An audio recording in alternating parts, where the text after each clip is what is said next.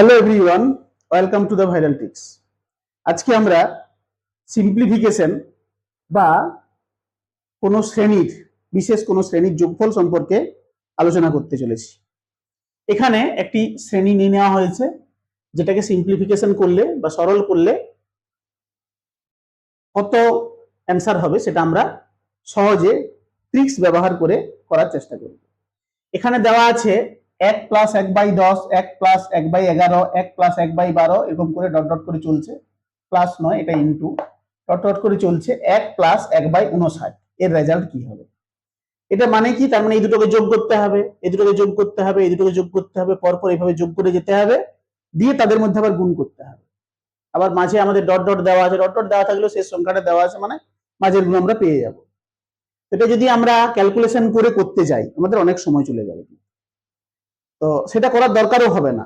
আমরা বুঝতে পারবো বা খুব সহজেই করে নিতে পারবো, সেইভাবেই দেওয়া আছে।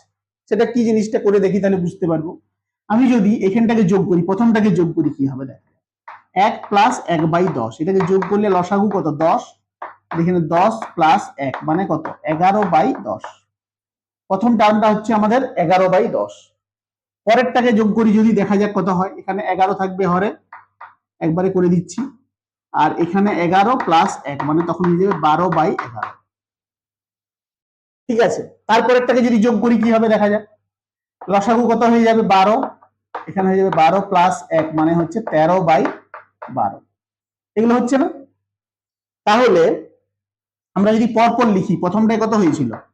11/10। তারপরেরটা কত হয়েছিল? 12/11। তারপরেরটা কত হয়েছিল? 13/12। এইভাবে সংখ্যাগুলো আসছে।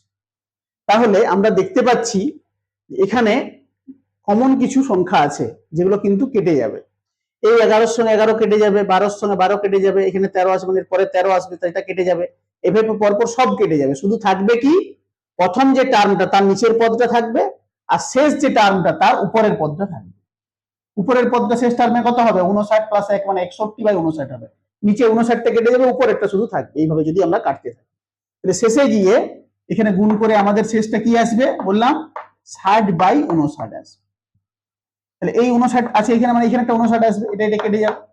তাহলে থাকলো এই শেষ পদের উপরের অংশ মানে লব, আর প্রথম পদের নিচের অংশ বা হর। তাহলে আমাদের বাকি সব কেটে গেল, তাহলে থাকলো 60/10। তার মানে আমাদের উত্তর হয়ে যাবে 6।